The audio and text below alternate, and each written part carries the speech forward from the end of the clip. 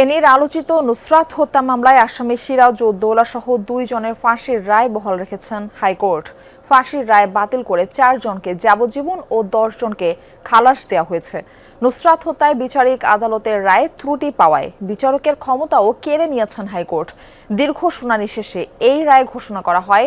মৃত্যুদণ্ড ও যাবজ্জীবনপ্রাপ্ত আসামিদের আইনজীবীরা আপিল করবেন বলেও জানান। 2019 সালের 5 এপ্রিল ফেনীর সোনাগাজীর মাদ্রাসা শিক্ষার্থী নুসরাত জাহান রাফিকে পুড়িয়ে হত্যা করা হয়। এ ঘটনায় জড়িত থাকা ইসলামিয়া ফাজিল মাদ্রাসার অধ্যক্ষ সিরাজউদ্দৌলা সহ 16 জনকে দেওয়া হয়েছিল ফাঁসির রায়। বিচারিক আদালতের রায়ের পর 16 জনের ফাঁসি নিয়ে উঠেছিল নানা প্রশ্ন। বিচারিক আদালতের রায় ঘোষণার পর নুসরাত হত্যায় মৃত্যুদণ্ডপ্রাপ্ত 16 আসামির ডেথ রেফারেন্স রায়ের বিরুদ্ধে আপিল ও জেল আপিল আসে হাইকোর্টে। 7 বছর পর শুনানি শুরু হয় বিশেষ বেঞ্চে। 2 সপ্তাহের বেশি সময় ধরে শুনানিতে রাষ্ট্রপক্ষ ও আসামিপক্ষ রায়ের নথিপত্র, 87 জন সাক্ষীর জবানবন্দি সহ নানা তথ্য উপাত্ত উপস্থাপন করেন। শুনানি শেষে সোমবার নুসরাত হত্যা মামলার রায় ঘোষণা করেন বিচারপতি বিশ্বদেব চক্রবর্তী ও বিচারপতি KM রাশেদুজ্জামান রাজার হাইকোর্ট বেঞ্চ। শুরুতেই বিচারক জানান, তাদের এই রায় কেবল মামলার সকল নথিপত্রের উপর ভিত্তি করেই ঘোষণা হচ্ছে। রায়ে আসামি সিরাজউদ্দৌলা ও শিক্ষার্থী শাহাদাত হোসেন শামীমের মৃত্যুদণ্ড বহাল রাখেন হাইকোর্ট।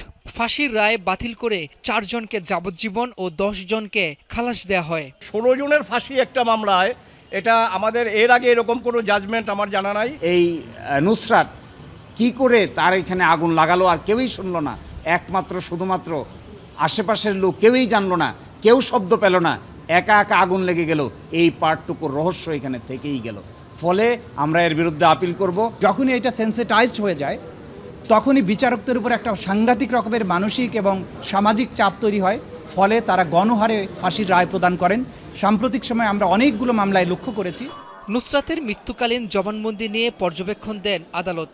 বলেন, মানুষ যখন জানেন তিনি মৃত্যুশয্যায় তখন তিনি কাউকে অন্যায়ভাবে জড়ান না। হাইকোর্ট জানান, জবানবন্দিতে নুসরাত 4 জন আগুন দিয়েছে উল্লেখ করলেও কারো নাম বলেননি। শুরুতেই এই ঘটনাটিকে একটা আত্মহত্যা বলে চালিয়ে দেওয়ার প্রবণতা বেশ কয়েকটা আসামির মধ্যে ছিল, যেটা অন্যান্য সাক্ষ্য দ্বারা প্রমাণিত হয়েছে। ডাক্তার উবায়েদের এই যে মৃত্যুকালীন জবানবন্দির রেকর্ডটাকে আদালত অলঙ্ঘনীয় এভিডেন্স হিসেবে গ্রহণ করেছেন এবং তার জবানবন্দিটাকে এই রায়ে দেওয়ার ক্ষেত্রে বিবেচনা করেছেন। নুসরাত হত্যা মামলায় বিচারিক আদালতের দেয়া 16 জনের মৃত্যুদণ্ডের রায়টি ত্রুটিপূর্ণ হওয়ায় তৎকালীন ফেনীর নারী শিশু নির্যাতন দমন ট্রাইব্যুনালের বিচারক মামুনুর রশিদের বিচারিক ক্ষমতা কেড়ে নিয়েছেন উচ্চ আদালত।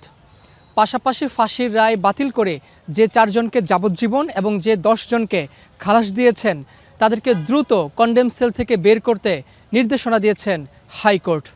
এই রায়টি একটি বার্তা দেয়, জাস্টিস হারিড ইজ জাস্টিস বারিড, অর্থাৎ তাড়াহুড়ো করে বিচার করা মানে বিচারকে হত্যা করা।